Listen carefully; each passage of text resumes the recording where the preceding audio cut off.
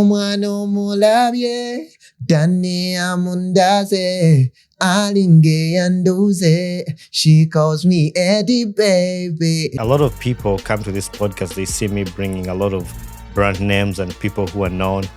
But also on my journey, I want to bring some people that people don't know. Like many people might not know you might not be a celebrity, but you're talented, you have good music. And while we are raising other people, I want to raise other people that people might not know. That's why once in a while I drop in these episodes that people are like, oh no, yeah, no. But people are out there. I want to show you that Uganda has talent. It's just like that talent has not been tapped into. And these people, it's not their fault.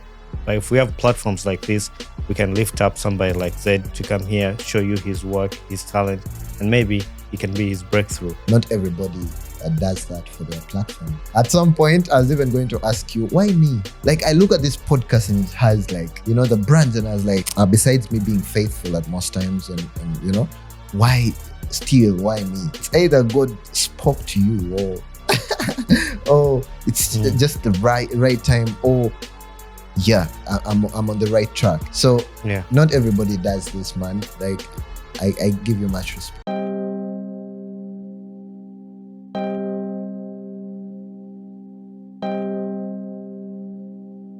Hey, UG boy, let's talk to them. Let's talk, chicka, let's talk to them. Let's talk to them. Let's talk to them. Let's talk, chicka, let's talk to them.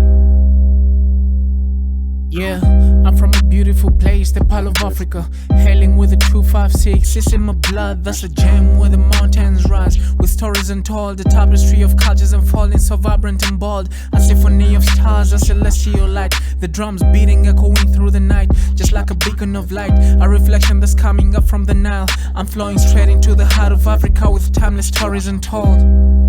What's up, dog?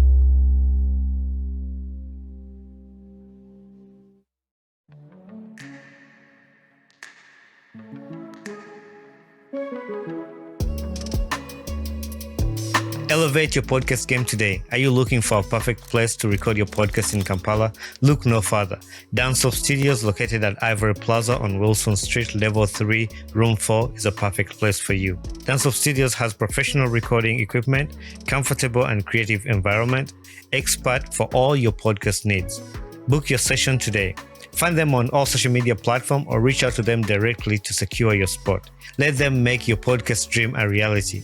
Dance-Off Studios, where stories come to life. 7, 6, 5, 4, 3, 2, 1. Gratitude. From Fort Portal to big stage, he's the voice behind Eddie Beibe, a singer, rapper, songwriter, blending languages and culture. This is the unveiling of the man behind the music. Ladies and gentlemen, XED256 is on the Ugandan Boy Talk Show podcast. Welcome to the podcast, my brother. Thank you so much. How you doing? I'm good. I'm actually feeling excited. I am happy, to be really honest. I'm just so happy to be here. Before the cameras were going, you were telling me a little story about how you found out about this podcast. So how did you find about this podcast? And tell us that story. Okay. Personally, I, like, you know, when you're scrolling on Instagram, I kept seeing this content. Like, I loved the conversations. I loved the entire concept. I loved everything. Then I had to ask a friend of mine, you know, about the more about the podcast. And of course, time went by and I was in talks with Bonnie until I ended up here. But then before I ended up here, I was talking to my brother and I was talking about the podcast and I was really excited, to be really honest. I don't want to hide my excitement. Yeah. I was talking to my brother and my brother told me he had also just got to know that you're not in the country, you know? And I actually thought, I was too excited to also meet you in person. I was like, okay, now I need to meet this guy, man. Like, you know how we push our music and you know, have interviews in different places, different media houses. This time around, I was more excited because I simply love this podcast as well. I listen to it. Yeah. I listen in and I just love it personally, like extremely love it. So that is why as that excited. And I was like, I need to meet this guy. Like, I'm a fan as well. Besides me doing music, there are people I really look at and I'm like, yeah. That's the unfortunate part of it, but also it's a blessing in a disguise that I'm not there because I get to put my brains to test to come up with a seamless conversation with people that I want to have on the podcast that I can't meet in person, but still it looks like we're in person. So kudos to that. And I don't regret anything because it shows the creativity. But also adding on to that, a lot of people come to this podcast, they see me bringing a lot of brand names and people who are known. But also on my journey, I want to upbring some people that people don't know. Like many people might not know you. You might not be a celebrity, but you're talented. You have good music. And while we are raising other people, I want to raise other people that people might not know. That's why once in a while I drop in these episodes that people are like, oh no, yeah, no. But people are out there. I want to show you that Uganda has talent. It's just like that talent has not been tapped into. And these people, it's not their fault. But if we have platforms like this, we can lift up somebody like Zed to come here, show you his work, his talent, and maybe he can be his breakthrough. That's why you're here on the podcast, my brother. Thank you. I know a few people from MCI, and I've hosted a few people from here, Big Boy Shark, Sandra Kopp, who was other person? Anna. Yeah. What took you to MCI? To be really honest, I do totally different things at MCI. Okay. I am a barrister and mixologist at the same time. Besides music, that is what I do.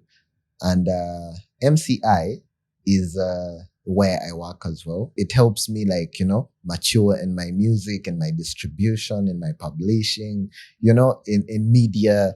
Like it just helps me that way. But still, that's where I work and that's where I spend most of my time. I didn't know. I knew MCI was somewhere in part of your story, but I wanted to know. And that's why we have podcasts here, because somebody tells you a different narrative and then ends up there. But anyway, yeah, that's amazing. So you like to mix. So you kind of like a mixologist, mix music, mix drinks, mix everything. Art. And that's what we're going to talk about today. Mix art, yeah, everything. Yeah. On this podcast, I have few segments that we walk through. Okay. One of the segments is called This or That. This or That is where I ask you two things. You got to pick one and you can explain why you're picking that.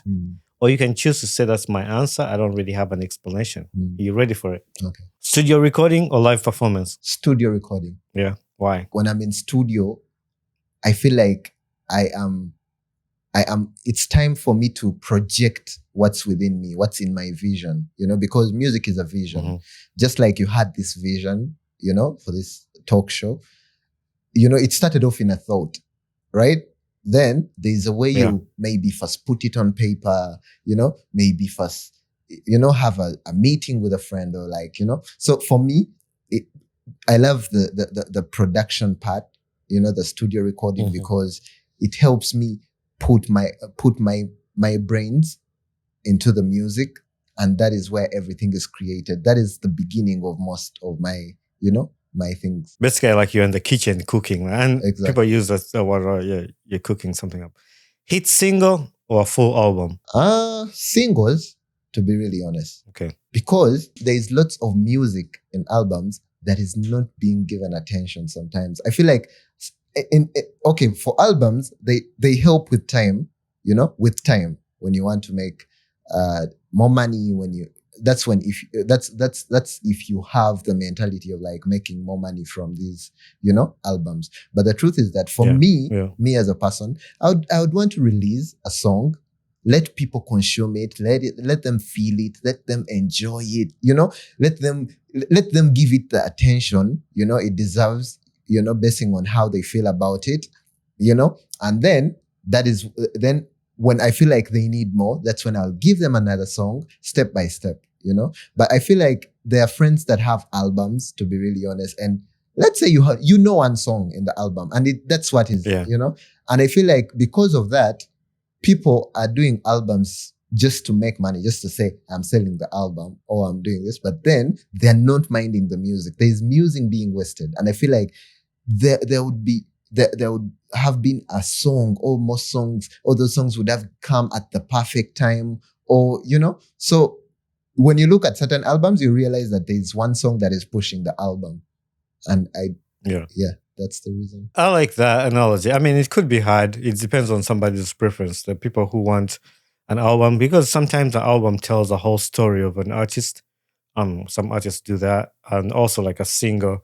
Maybe somebody just wants to focus on that and make it a good song, rather than having, like you said, having like 15 songs that are not very good, but focus on one and perfect that one.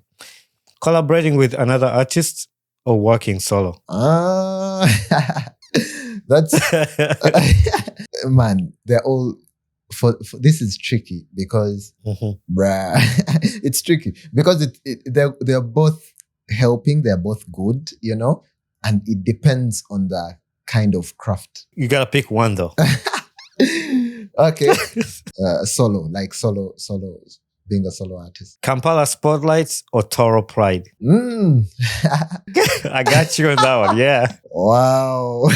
That's what I do. So Tooro Pride. You picked the right one on that one. Yeah, you picked the right one because man, you can't forget your hometown. Your hometown is everything. Yeah. I do this first part that we just finished for the people to get to connect with you. I want at least the listeners to know who Zed is, and your journey, how it's been. That's why we have these segments so people can connect with you in the way you work and do your things.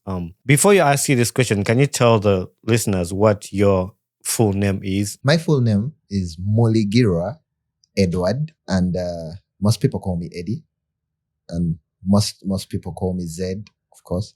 But I'm Muligirwa Edward, and my pet name is Apuli. Puli. Yeah. My pet name is Amoti, but I won't tell you how I got it. So that's.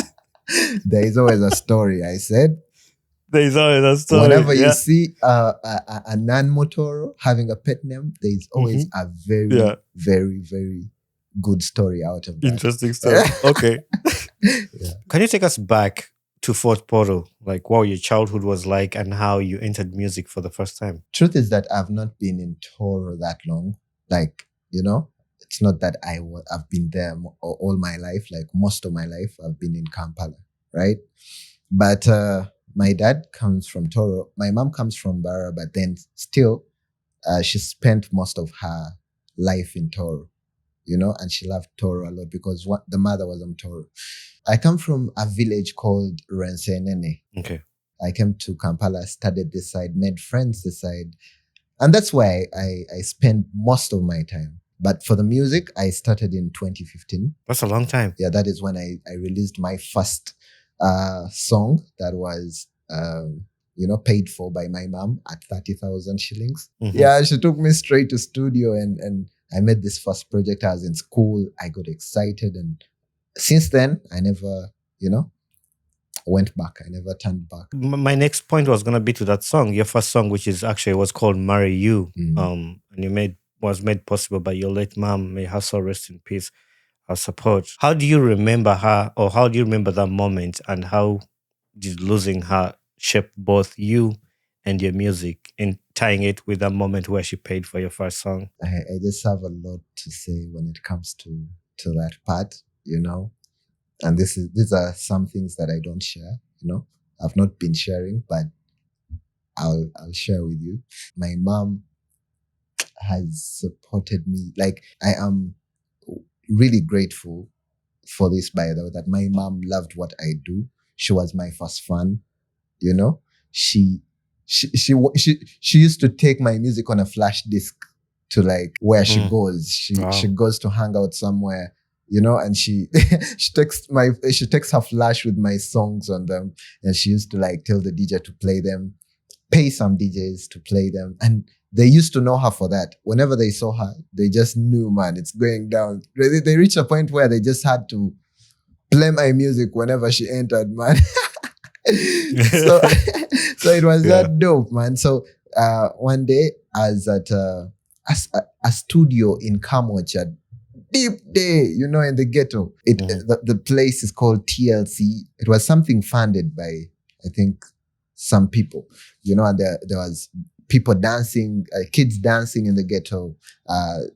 There was a small studio. So I went to that studio, sampled a guy up, and I was like, I sing actually. He was like, okay, sing for me. I sang for them. And they loved how I sing. And they're like, okay, gula masanyalaze. Nkole oluyimba.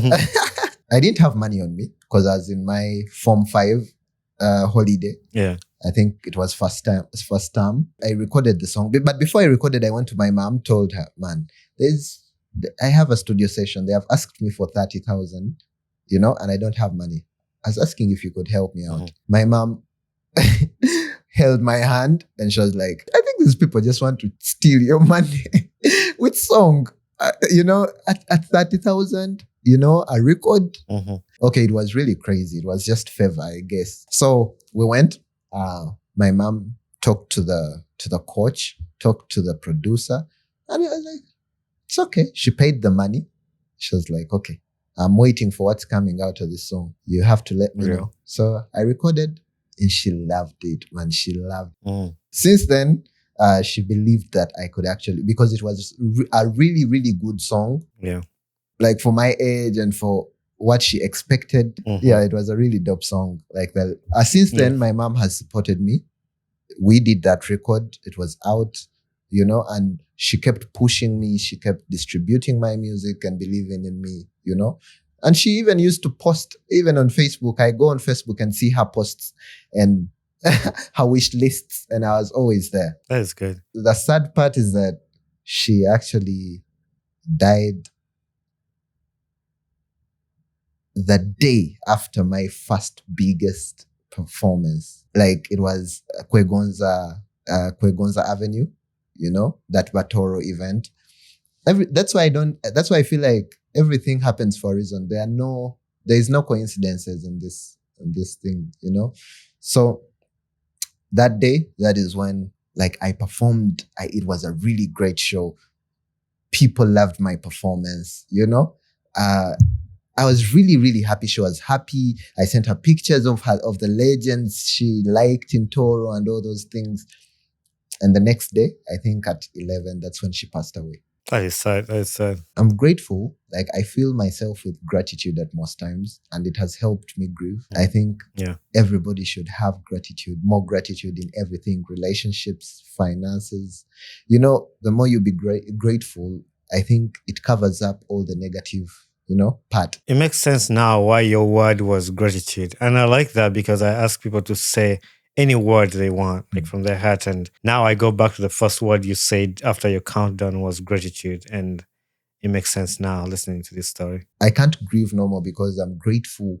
And that's why I can talk about this without even like shedding a tear or like, because man, I'm so grateful, man. I'm so grateful that I'm even like, maybe she left at the perfect time. It might be hard and grieving is different for everybody. But the way you look at it in your own eyes is amazing and it's inspiring. We're going to talk about your breakthrough and your career highlights.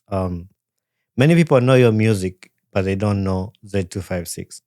Is that something intentional or is that something that you're trying to work on? Like, how is that and how has that influenced your journey? That's true. It's a fact. People know the name XED256. They know my music, but they just don't know.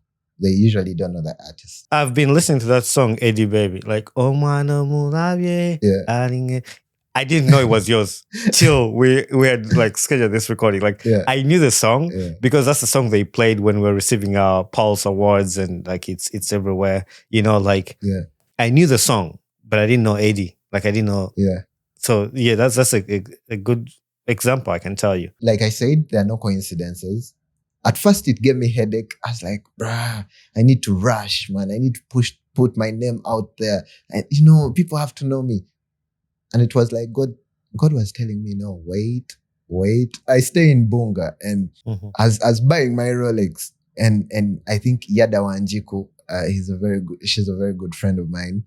I had the song play and I was buying my Rolex and I looked at the Rolex guy enjoying a gate and he didn't know it was my song, of course, because he does not know what I do, of course. But he was enjoying the song, he didn't know the artist. And I was there buying a Rolex and I was like, it was funny and sad at the same time, because people should have known. Maybe I would be performing on stages. Maybe, But maybe it was also not the right time, because by the time the song became a hit, I had released the song 2 years ago. Actually, that's true. I went on YouTube and it says like 3 years ago, and we just did this like last year. Exactly. So by the time it became a hit, even my appearance as an artist, there were lots of things missing, because it just erupted, and it was also a lesson for me to be like, man, you just need to be ready at all times, work on your brand,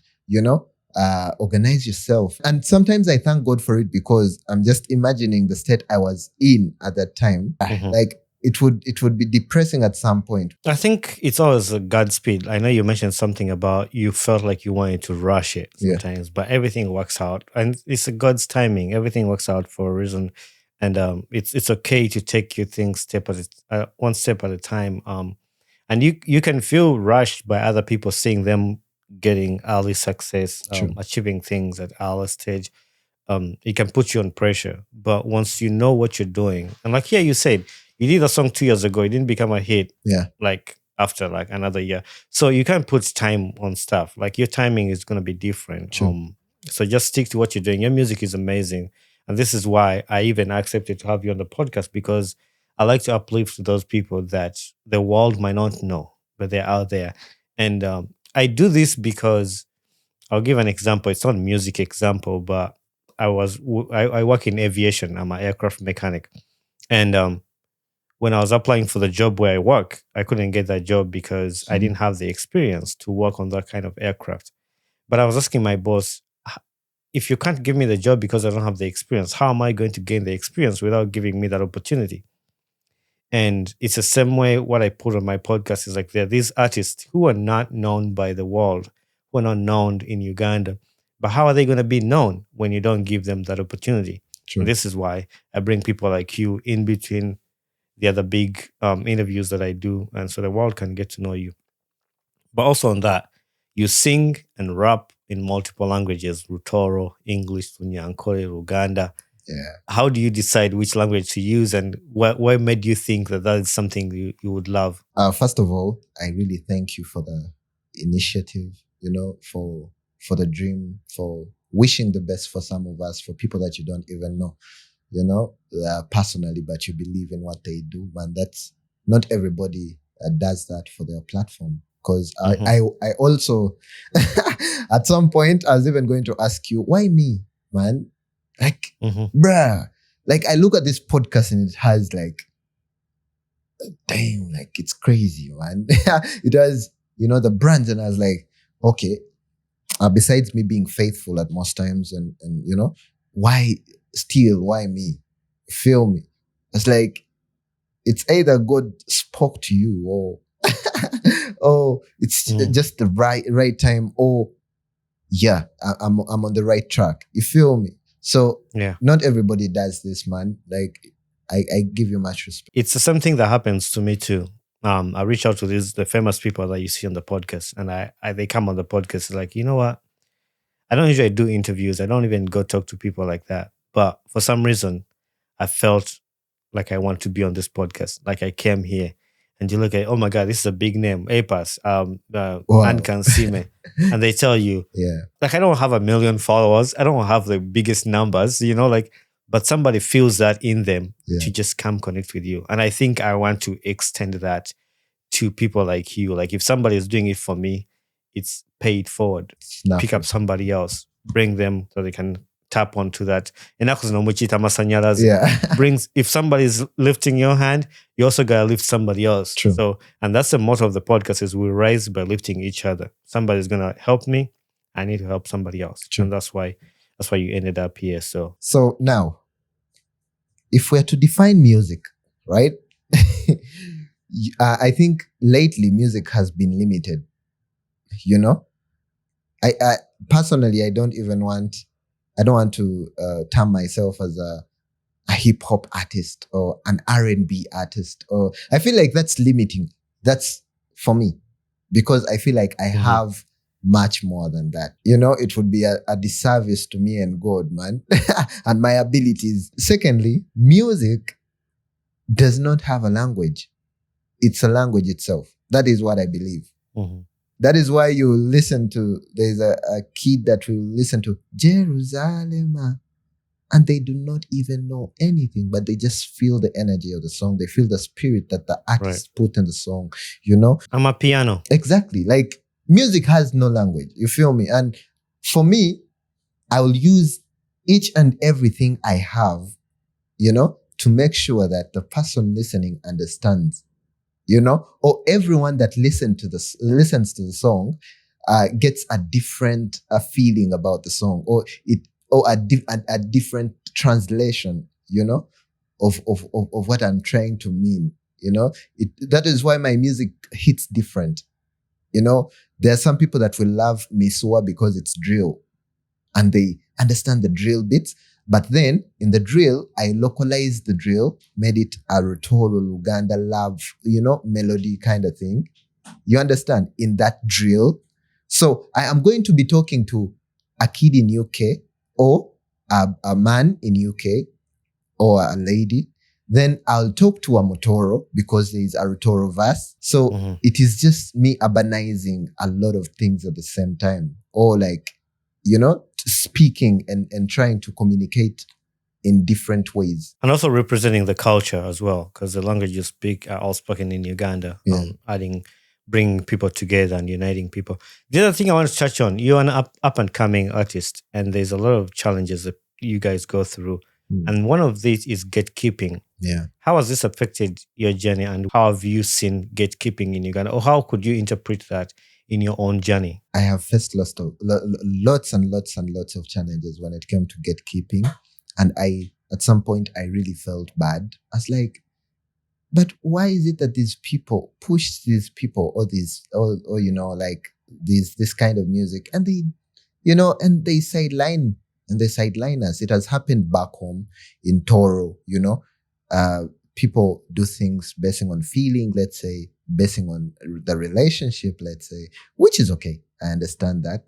But then it lags us back, you know. If radio stations would play a song they feel that is amazing, I think would go back to how we used to feel about music back in the day. You get? Because you'd be there and there's a guy that is just going to be looking for good music, period. Like, who has good music, who has released a good song. It's no longer there. Now it's about a budget. Do you have a budget? You know? And it was really tough. So that is what MCI, or Media Challenge Initiative, taught me. Like, it taught me to have solutions, you know, more solutions than the problems. So I had to be like, okay, I don't have as much subscribers. I do not have as much followers. I do not have a really, really, really big audience, you know, but then I can stage a show, you know, gather my audience, but then also give these people that feel that I feel like they have like really, really, really good music, and they are pushing and they are trying to represent Tooro, trying to represent Uganda, you know. I was like, let me have my show, do it perfectly in a way I want, you know, and also have these people on board. Let them showcase whatever they have to showcase. Let them showcase their music, you know, let them showcase their stand-up comedy, you know. So I was like, let me get this DJ, so I just wanted to have a solution to the gatekeeping, you know. That is why I had the show here in Kampala, so that the people in Tooro, the artists in Tooro, can also be brought here. Let us have the influencers come on board. Let them see that, okay, we have more artists than the ones they show at the Ekyoto Hampango poster, you know, or the usual people they post on Ekyoto Hampango. We have more talent, just like you told me about your podcast. Now, our final segment is called Rapid Fire. Rapid Fire, you're going to tell me the first answer that comes to your head. You don't have to think about it. It doesn't have to be right or wrong. Like, you just give me your first answer. Okay, are you ready? Yeah. One Ugandan artist you love to collaborate with? Spider MC. I just commented on somebody's TikTok. Spider MC is like my top 5 artists, actually. He's in my top 5 artists in Uganda. Yeah. Spider MC is good. That guy is good. Spider, I can get you Spider. No time. Spider, man. That guy. Spider is good. Your go-to cocktail recipe as a mixologist. You said you mix drinks. A mojito. I like a Long Island. Long Island. That's all. Yeah, that's hard, man. Yeah, that's hard. Yeah. That gets you knocked out. Yeah. A song that best describes your current mood. Don't worry about a thing. Cause every little thing is gonna be alright. Yes, sir. I love that song. I love Bob Marley. And sometimes when I'm stressed, when I'm like, I have things bothering me, I have a vinyl. I put on Bob Marley. Yeah. And I just sit down and just like chill. Bruh. Yeah. It's like you're in healing. You see? Sure, man. Anyway, what are your final words for the fans and upcoming artists, especially the ones from Tooro who are trying to break through in Kampala? What would you tell a young boy like that from your experience? One is that, man, don't rush it. Like, trust the process, man. We just have to trust the process. When you trust the process, everything happens at the perfect time, you know? And collaborate more. Let's collaborate more. I opened collaborations this year, and I have worked with very, very many people in different ways, right? Both in events, also in my music, right? So when we collaborate, man, we share the energy, we split the energy, we also reach further, and we go faster, you know? So exactly. Yeah, and believe in God, man. It's Godspeed, like you said, man. We have final three that I ask everybody that's come on the podcast. And final three, what's a life lesson you've learned in life to this point? I just learned to be grateful. Gratitude has helped me answer most of my childhood trauma. I've forgiven people because of gratitude. You know, I've just learned that when you're grateful, there's a different kind of energy and aura that you have, you know, I just learned that you just need to be grateful for the people, for everything, man. Like, and if you think deeper about gratitude, man, it will just teach you a lot that you didn't even know. Like, you'll see perspectives, you'll have empathy, you'll be disciplined, and you'll respect, and you'll love. Yeah, so I just learned to have more gratitude, to be really honest. What gets you excited about life? Life. Yeah, that's a good answer, actually. A lot of people have said life, and life in itself, like, is exciting. Because everything is life right now. You know, I'm here because of life. I'm here. Like, it's exciting, man, that you even think about life and you're like, okay, there are even trees out there, man. You just randomly think about trees. You're like, okay, there are animals out there now. There's this person that is somewhere, or like my friend is having a wedding, you know, and they're getting married, man. And there's someone crying, and after they're happy, and after they're dead, and like other people take over, and it's just life, man. Hey there, my name is Bonnie Chibuka, the podcast host of the Ugandan Boy Talk Show. Thanks for watching and listening to my podcast. If you enjoyed this episode, don't forget to hit the like button, and don't forget to subscribe. Also, leave a feedback on this podcast, because that's how we grow.